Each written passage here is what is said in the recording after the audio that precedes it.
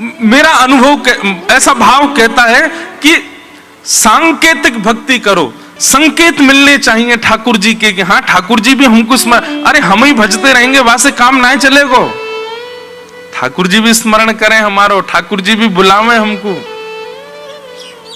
मंदिर में रहते हो भगवन, कभी बाहर भी आया जाया करो, मैं रोज तेरे दर आता हूँ, कभी तुम भी मेरे दर आया करो, मंदिर में रहते हो भगवन, कभी बाहर भी आया जाया करो, मैं रोज तेरे दर आता हूँ, कभी तुम भी मेरे दर आया करो, मंदिर में रहते हो भगवन। कृष्णदास की भक्ति, वो 12 वर्ष तक रोज माला बना करके ले जा रहे हैं, ठाकुर जी को पहना रहे हैं और एक ही कामना कर रहे हैं, नाथ 13वां वर्ष प्रारंभ होगा तो मैं नहीं आऊंगा, तुम आओगे मेरे पास। ठाकुर जी आए उनके पास। हमने ठाकुर जी को बुलाया ही नहीं है तो आवेंगे कैसे? और बुलावे में भी केवल हमने बोल दिया ठाकुर जी हमारे घर आ जाइयो, ऐसे थोड़ी हो गए। आपकी जिद भी तो दिखाई दे कि हाँ जिद्दी बन गए हो कि नहीं आना ही पड़ेगा, तब तो आवेंगे ठाकुर जी। सबरी के विषय में कह रहे हैं कि महाराज गुरुदेव कह के गए कि एक दिन सबरी तेरी कुटिया पे जरूर आएंगे। उस दिन से लेकर के राम जी से मिलन के बीच में सैकड़ों वर्ष निकल गए और सबरी रोज उस मार्ग को सजाती है। उसकी भक्ति में किंचित भी आलस्य नहीं आया, किंचित भी दुर्भाव नहीं आया, किंचित भी भाव में न्यूनता नहीं आई, नित्य भाव बढ़ रहा है, नित्य सजाती है। आ जाएंगे, आ जाए। हमारी भक्ति कैसी है? कल ठाकुर जी को उत्सव कर दिया तो अब यूं कह रहे अब ठाकुर जी 2-4 दिन ऐसे बैठे रहो, एक दिन कर तो दियो, इतना खर्चा किया आपके ऊपर। कल रात्रि में पूज्य श्री राधा कृष्ण जी महाराज जी यहाँ पधारे, उनके साथ बैठ के बड़ी मधुर चर्चा हुई तो एक ऐसा प्रसंग छिड़ा, ऐसी कोई बात हुई कि अगले वर्ष कोई बड़ा उत्सव होना है। तो मैंने कहा महाराज जी एक काम करें, एक इतना बड़ा उत्सव तो ये अलग से हो रहा है, फिर लाल जी का जन्मोत्सव भी होता है, तो क्यों ना हम लाल जी का जन्मोत्सव और ये बड़ा उत्सव दोनों एक साथ कर लें। बड़ी अच्छी बात उन्होंने पूज्य श्री मलुकपीठ वाले महाराज जी कह रहे थे, वो बात कहते हुए कहा, बोले देखो जैसे मान लो कई लोग क्या करते हैं, ठाकुर जी का पाटोत्सव है और उसी समय हमने नया घर लिया है, तो लोग कहते हैं कि पाटोत्सव और गृह प्रवेश दोनों एक साथ हो जाएं। कई लोग ऐसा करते हैं ना, 2-2 उत्सव एक साथ जोड़ देते हैं। तो उस विषय में पूज्य मलुकपीठ वाले महाराज जी क्या कह रहे, वो महाराज जी की आज्ञा भाई कि भैया ठाकुर जी यूं कहते होंगे तेरो गृह प्रवेश और मेरो उत्सव अलग है, लेकिन इतनो कंजूस है कि एक ही पैसा में दोनों उनको करना चाह रहे है। अरे भैया तेरे गृह प्रवेश को सुख में अलग ले लूंगा, मेरे उत्सव को सुख में अलग ले लूंगा, दोनों सुख मुंह को अलग अलग लेन दे। ये तो वही बात है गई कि छाछ भी बनी है और रबड़ी भी बनी है। अब हम क्या कह रहे हैं, ठाकुर जी दोनों एक संग पाओ, अरे दोनों पावेंगे विस्फोट हो जाएगा पेट में। छाछ और दूध की सामग्री एक साथ नहीं पाई जाती, उनमें अलग अलग भाव रखना पड़ता है। ठाकुर जी वही बात कह रहे हैं, तेरो एक उत्सव घर को नयो कछु आ गयो, तो वही में मेरो उत्सव काय को जोड़ रहा हूं, मेरो अलग ही रहने ना, मेरो उत्सव अलग ते करियो, ये अपना उत्सव मैं दोनों को सुख लूंगो, गृह प्रवेश को सुख अलग लूंगो, बालकन के जन्मोत्सव को सुख अलग लूंगो, अपने उत्सव को सुख अलग लूंगो। इतनी सुंदर ये बात लगी, मैंने कहा बात तो सही है महाराज जी, पर हम बड़े चतुर हैं।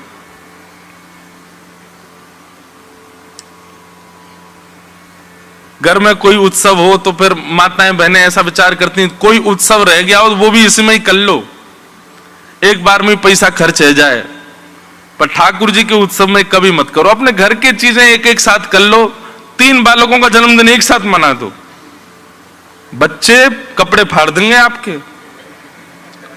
मेरा दिसंबर में जन्मदिन, मेरा अगस्त में, मेरा जनवरी में, पिताजी एक ही बार में सब मनवा रहे हो, तो ठाकुर जी के साथ ऐसा क्यों कर रहे हो भैया? बालक तो कपड़ा फाड़ेंगे, ठाकुर जी तो पूरा जीवन देख लेंगे। अच्छा बेटा रुक जा, मैं करूं, एक साथ ही सब मैं भी कर दूं। तो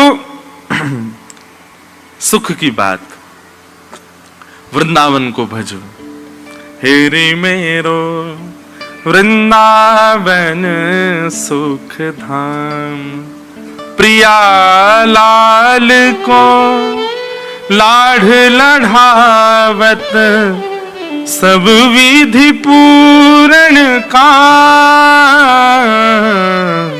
हेरी मेरो वृंदावन सुख धाम। आज वृंदावन के स्मरण के साथ कथा विश्राम दिवस में प्रवेश कर रही है। नवयोगेश्वर संवाद हम लोग लेकर के यहां चल रहे हैं। नवयोगेश्वर संवाद है तो बहुत विस्तृत, अब पता नहीं क्यों यहां आते ही प्रथम दिन वही भाव छिड़ गया। भाव तो युगल गीत का भी रखा था, पर शायद वातावरण और यहां का जो वैराग्य भाव है उसके कारण ये प्रकट हुआ। तो नवयोगेश्वर संवाद में राजा निमि जो प्रश्न कर रहे हैं, उन्हीं प्रश्नों के उत्तर में हम लोग भक्ति भाव का अनुभव कर रहे हैं। तो आइए आगे के प्रसंग में जितना संभव हो सके थोड़ा प्रवेश करें, फिर आज कथा सत्र को विराम देंगे। बोलो वृंदावन बिहारी लाल की जय। तो राजा निमि ने प्रश्न किया कि भगवान, माया से बचने का साधन क्या है? और कल के सत्र में कथा में हमने माया से बचने के 2 उपाय बताए थे। पहला उपाय तो बताया था कि तस्मात् गुरुम प्रपद्येत, गुरु की शरणागति ले लो। गुरु कैसा होना चाहिए? बोले शाब्दे च निष्णातम परम परे च निष्णातम, शब्द ब्रह्म में भी निष्णात हो, पर ब्रह्म की सेवा में भी श्रेष्ठ हो। और तीसरा गुण गुरु का बताया था, व्यवहार प्रपंच से परे हो। व्यवहार प्रपंच का मतलब बंधुओं इसको कहते हैं राग द्वेष। ये 2 चीज हमारे अंदर बहुत भयानक रूप से रहती हैं। एक बार एक गांव में एक नया कुआं बना था, बहुत ध्यान से सुनो। तो गांव के पंच ने कहा कि भैया इस कुआं का उद्घाटन किसी संत के द्वारा करेंगे, कोई संत आकर के इसका जल पान करे या उससे स्नान करे, उससे कुआं का उद्घाटन होगा। एक संत का गांव में आगमन हुआ। सब गांव के लोगों ने कहा हमारे यहां नया कुआं बना है, भगवान आप उसमें या तो स्नान कर लीजिए या उसके जल का पान कर लीजिए।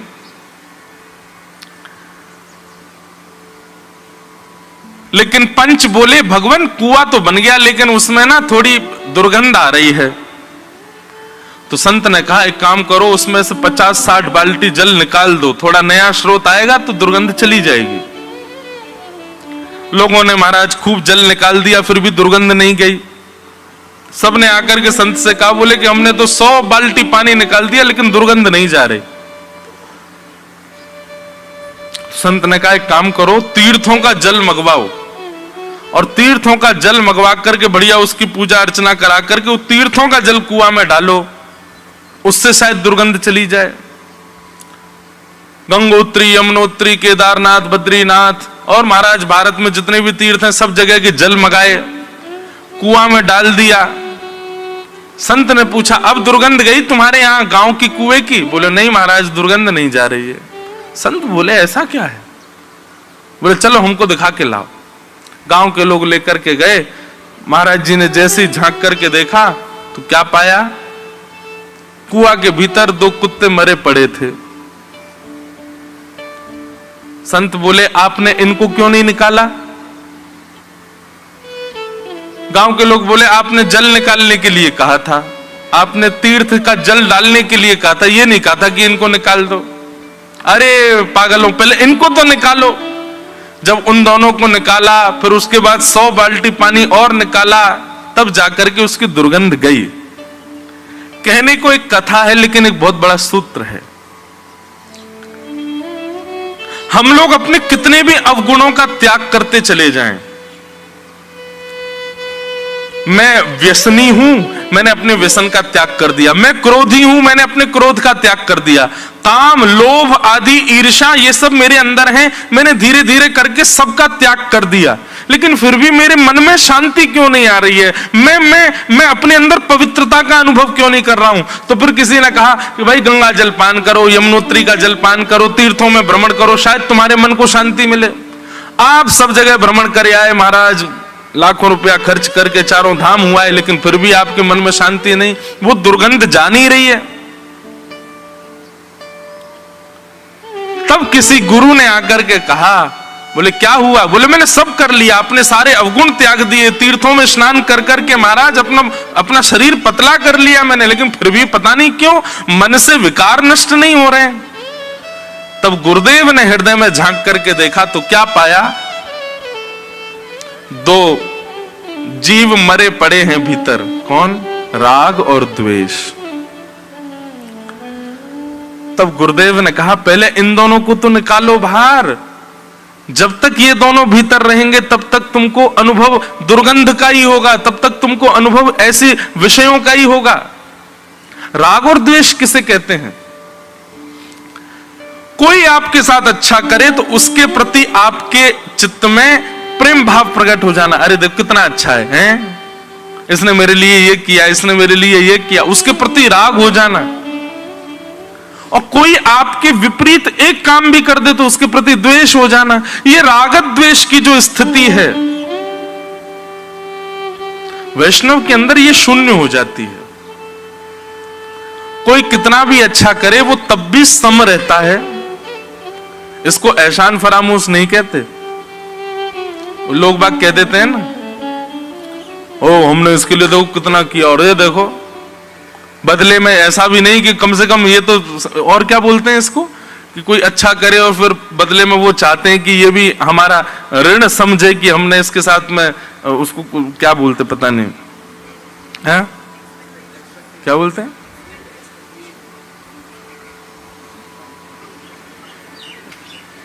जय हो आपकी।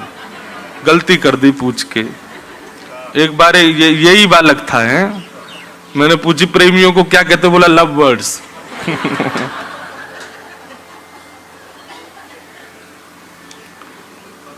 तो कुआं में जैसा पानी होगा वैसे ही तो निकलेगा।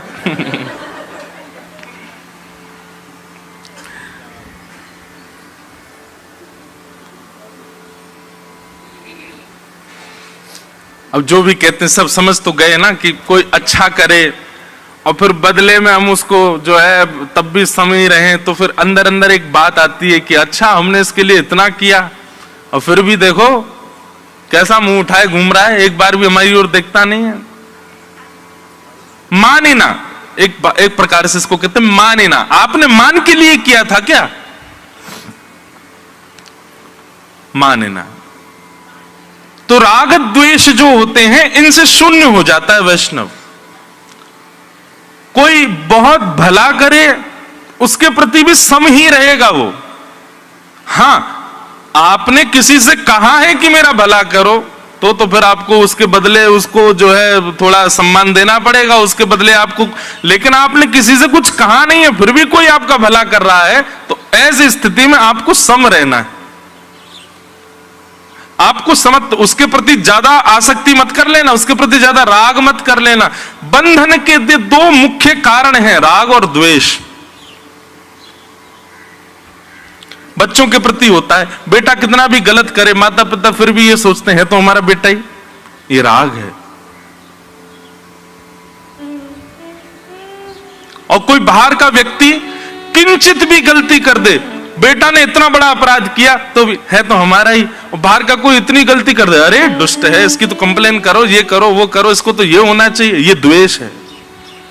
वैष्णव में ये दोनों चीज शून्य होती हैं, वो दोनों में सम होता है। श्री कुंभनदास जी महाराज, उनके 7 पुत्र थे, लेकिन कुंभनदास जी परम वैष्णव हैं। उनसे कोई पूछता कितने बालक, तो कहते 1.5 बच्चे हैं मेरे। कितने? 1.5। क्यों? बोले एक तो जो है वो परम वैष्णव हो गया चतुर्भुज दास, जिनका वो पद है गोवर्धनवासी सांवरे। और बोले फिर आधा बच्चा क्यों दूसरा? एक तो ये हो गया चतुर्भुज दास, दूसरा आधा क्यों है? बोले उसकी सत्संग में रुचि नहीं है, वो मंदिर बंदिर नहीं जाता, वो संत जनों को प्रणाम नहीं करता, पर वो गौ सेवा करता है, इसलिए आधा बेटा है वो। एक पूरा बेटा है और एक आधा बेटा है। और बाकी के जो 5 हैं, बोले वो तो ना तो मंदिर जाते, ना दर्शन करते, ना कथा सुनते, ना गौ सेवा करते, इसलिए उनसे मेरा कोई संबंध नहीं। वैष्णव भाव ऐसा उनके चित्त में रहता। अब हम लोग ऐसे हो सकते हैं? 3 बालक हैं तो 3 ही बताएंगे, चाहे तीसरा कितना भी निठल्ला क्यों नहीं हो। श्री गोवर्धन नाथ की, गिरिराज धरण की, वल्लभ विठ्ठल गिरधारी, यमुना जी के बलिहारी। वल्लभ विठ्ठल गिरधारी, यमुना जी के बलिहारी। श्री वल्लभ विठ्ठल गिरधारी, यमुना जी के बलिहारी। वल्लभ विठ्ठल गिरधारी, यमुना जी गोद में उठा के बैठा लो महाराज जी। श्री वल्लभ विठ्ठल गिरधारी, वल्लभ विठ्ठल गिरधारी, श्री वल्लभ विठ्ठल गिरधारी, वल्लभ विठ्ठल गिरधारी। श्री यमुना जी की बलिहारी, श्री यमुना बलिहारी। जय जय वल्लभ विठ्ठल गिरधारी, यमुना जी की बलिहारी। वल्लभ विठ्ठल गिरधारी, यमुना जी की बलिहारी। श्री वल्लभ विठ्ठल गिरधारी, यमुना जी की बलिहारी। वल्लभ विठ्ठल गिरधारी, यमुना जी की बलिहारी। श्री गोवर्धन नाथ की, गिरिराज धरण की, प्यारे गिरधर लाल की, श्री राधा गोपाल प्रभु की। परमानंद अभी आपका स्मरण कर ही रहे थे महाराज जी कथा में। वो जो रात में चर्चा हुई ना कि ठाकुर जी का उत्सव, और फिर हम लोग क्या करते हैं संघ में कोई घर के उत्सव हो तो हम सोचते हैं ज्यादा पैसा क्यों खर्च हो, एक साथ दोनों कर दें। तो फिर वो जो चर्चा अपनी हुई उसी पे ही अभी चर्चा कर रहे थे। महाराज जी से रात में बात हुई तो हमने कि आप महाराज जी सुबह काय को पधारो, पर मुझे तो रात भर से ही पता था महाराज जी आएंगे। और देखो हमारे जो कथा के निमित्त मात्र आयोजक वो यहाँ पे माला धर गए, महाराज जी राधा कृष्ण महाराज जी आएंगे उनको पहना दीजिएगा। मैंने कि वो तो मना कर रहे थे कि अब रात्रि मिलन हो गया। मैंने ही मना किया कि अब आप काय को सुबह श्रमित हो, पर आपका दुपट्टा पिंक और माला नीली, इसका मतलब ठाकुर जी को भी पता था आप आओगे, वो पहले से योजना बन गई थी। ये मिलन तभी हुआ। आहा, श्यामा जू की गुलाबी चुनरी और ठाकुर जी को नीलो उपरना, दोनों उनको मेल भयो है। तो हम जो विषय कह रहे थे बंधुओं, वैष्णव लक्षण बहुत सारे हैं, लंबी लंबी लिस्ट बन रही है कथा में। अगर आप प्रथम दिन से ही लिखते जाओ तो इतने सारे लक्षण हैं, ये सब वैष्णवों के गुण होने चाहिए। पर इनका मुकुटमणि गुण क्या होना चाहिए? सबसे पहला गुण वैष्णव के अंदर क्या होना चाहिए? तजोरे मन हरि विमुखन को संग।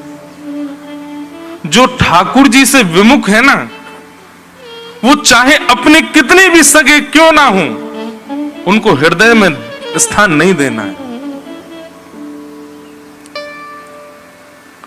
तन से आप बाध्य हैं उनके साथ रहने के लिए, आप त्याग नहीं कर सकते उनका। पर हम मानव नाटक करना बहुत अच्छा जानते हैं, अच्छे से रहो, खूब प्रेम दिखाओ।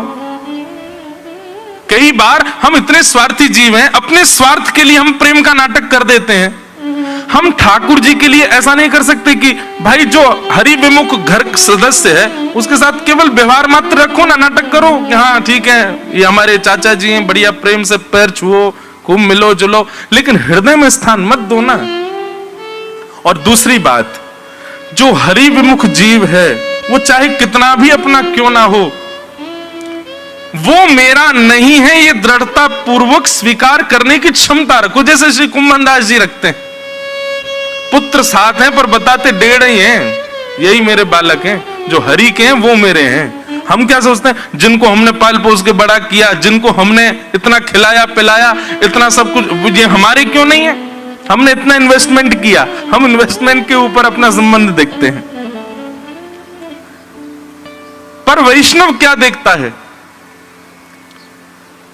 हमारा वो है जो ठाकुर जी का है, और जो ठाकुर जी का नहीं है हमारा उससे कोई संबंध नहीं। श्रीमद् भागवत में कहते हैं, गुरुर न शस्यात् स्वजनो न शस्यात् दैवम न तस्यात् जननी न शस्यात्। सबको छोड़ो जो हरि विमुख हो। अरे कहां तक कहें, जिन गुरु की महिमा के लिए इतने ग्रंथ वर्णित कर दिए गए, जिन गुरु की महिमा के लिए आज तक व्यास मंच से इतने प्रवचन किए जाते हैं, उन गुरु का नाम सबसे पहले लिया, गुरु न शस्यात्। जो गुरु अपनी प्राप्ति तक आपको सीमित रखे, श्यामा श्याम के प्रति आपको ना मोड़ रहा हो, ठाकुर जी की भक्ति में आपको ना प्रस्तुत कर रहा हो, उस गुरु का भी त्याग करो। जो केवल अपनी भक्ति तक आपको सीमित रख रहा हो, उस गुरु का नाम सबसे पहले लिया, गुरु न शस्यात्। और फिर जिन देवी देवताओं के मंदिर में लंबी लंबी कतार लगा के हम खड़े रहते, उन देवताओं का भी नाम लिया, देवम न तस्यात्। जो देव केवल अपनी पूजा तक आपको सीमित रखते हैं, अपनी सेवा तक आपको सीमित रखते हैं, परम ब्रह्म की शरणागति में आपके बाधा बन रहे हैं, उन देवों का भी त्याग करो। ब्रजवासियों ने त्याग किया इंद्र का। पतिश्च शस्यात्, उस पति का भी त्याग करो जो भगवत मिलन में बाधा बने। अब यहां त्याग मानसिक त्याग की बात है, शारीरिक त्याग की बात नहीं है। मन से छोड़ो। तजोरे तन हरि विमुखन को संग, सूरदास जी नहीं कह रहे हैं, तजोरे मन हरि विमुखन को संग। तन से तो आप अगर छोड़ देंगे तो इतनी बड़ी सत्ता, इतनी बड़ी योग्यता अभी हमारी नहीं हुई कि हम तन से छोड़ दें। करमेती बाई जी के प्रसंग में एक भाव पढ़ने पर आया कि जब वे वृंदावन चली आई सब छोड़ छाड़ करके, तो उनके पिताजी आए और पिताजी ने आकर के बाई जी से कहा कि तुमने एक बार भी हमारी इज्जत का ध्यान नहीं रखा, सब छोड़ छाड़ करके तुम चली आई वृंदावन। लोगों ने मेरी नाक का तो सवाल रखती, मेरी नाक की तो थोड़ी मर्यादा रखती, ये तो देखती कि मेरे पिता की नाक ना कटे। करमेती बाई का उत्तर तो थोड़ा कड़वा है लेकिन बहुत सुंदर है। वो कहती है, पिताजी नाक उसकी कटती है जिसकी होती है, और नाक उसी की होती है जो श्री कृष्ण के होते हैं। आप संसार को अपना माने बैठे हैं, आपकी तो नाक ही नहीं है तो कटेगी क्या? हाँ, इस संसार में आकर के और ठाकुर जी को नहीं पा पाए, इस संसार प्रपंच में रह करके भी भगवत भक्ति भाव चित्त में धारण नहीं कर पाए तो समझेंगे पिताजी हमारी नाक कट गई। लेकिन संसार में आकर के भी, इतने विषयों के बीच में रह करके भी हमने ठाकुर जी को नहीं भूला तो समझो हमारी नाक अभी भी सलामत है, वो भी कटी नहीं है।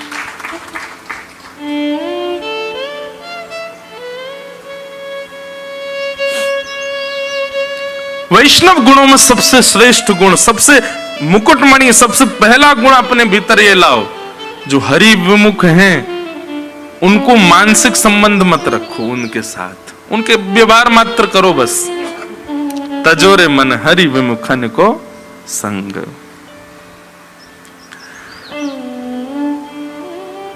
तो व्यवहार प्रपंच इसको कहते हैं। तो गुरु में 3 गुण होने चाहिए, शब्दे च निष्णातम, परे च निष्णातम, और तीसरा व्यवहार प्रपंच से शून्य।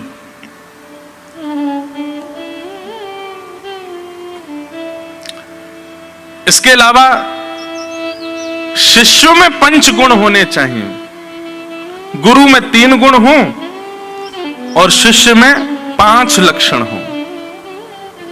वो 5 लक्षण हमने कल गलती से 6 बोल दिए थे, तो एक मैया मां की बोली मारे 6वां नहीं बताया आपने।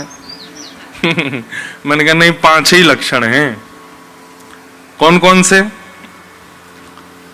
सबसे पहला श्रद्धा,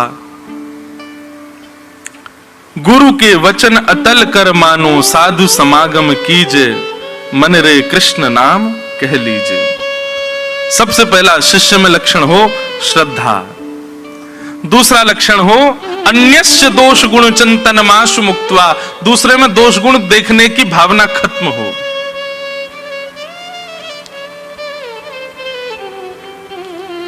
तीसरा, एकाग्र भाव से सत्संग और भजन में बैठ करके उसका चिंतन करना, भाव से श्रवण करना, उसी को प्राणायाम कहते हैं। तो श्रद्धा होना, अन्यों में दोष गुण का चिंतन ना करना, एकाग्र भाव से कथा सत्संग आदि श्रवण करना, और चौथा गुण बताया था मौन रहना, ज्यादा से ज्यादा मौन रहो, जब कहो तब हरि चर्चा ही कहो, उसके अतिरिक्त भावों में जितना हो सके मौन रहो। और 5वां लक्षण, सत्य का आचरण करो, सत्य बोलो। सत्य का स्वरूप होता है। अच्छा एक बात कहें बंधुओं, जिस व्यक्ति के सन्मुख आप असत्य बोलने में घबरा जाते हो, जिस व्यक्ति के सामने असत्य बोलने में आपकी जीभ लड़खड़ा जाती हो, समझ जाना कि वो व्यक्ति सामान्य नहीं है। और जिसके सामने असत्य बोलने में कंचित भी संकोच नहीं होता, बड़े बड़े सुंदर ढंग से आप असत्य बोल देते हो और बड़ा बनाव धनाव करके, मतलब बहुत अच्छे से, ऐसा कि सत्य सा ही प्रतीत हो, और उसके सामने आप असत्य संभाषण कर देते हो, आप में तो दोष है ही। जिसके सामने आप बोल पाए वह भी कहीं ना कहीं भजन मार्ग से विमुख है, इसीलिए उसके सामने असत्य प्रकट हो गया। लेकिन जिसके सामने असत्य बोलने में शब्द लड़खड़ा रहे हो, मन में घबराहट हो रही हो, जीभ सोच रही हो कैसे बोलूं कैसे बोलूं, समझ जाना आप तो खैर भजन मार्ग से विमुख हुई, लेकिन सामने वाला जो है ना ये भजनानंदी है, इसीलिए इसके सामने असत्य प्रकट नहीं हो रहा है। ठाकुर जी के सन्मुख चले जाओ, आप असत्य नहीं बोल पाओगे। दुनिया के सामने असत्य संभाषण हो जाए, श्री राधा वल्लभ जी के मंदिर में खड़े होकर राधा वल्लभ जी को देखते हुए आप असत्य नहीं बोल सकते। वहां दुनिया के लोग कान पकड़ते दिखते हैं, क्योंकि सब सत्य ही बोलते हैं। ऐसे गुरुजन हो, ऐसे परिवार का कोई व्यक्ति हो या कोई भी अपरिचित व्यक्ति जिसके सामने असत्य ना बोल पाओ, समझ जाना भगवत भाव उसके चित्त में विराजमान है। 5वां लक्षण शिष्य का है सत्य का पालन करे। 5 लक्षण शिष्य के, 3 लक्षण गुरु के। यह माया से विमुख होने के साधन है, माया से बचने के साधन है।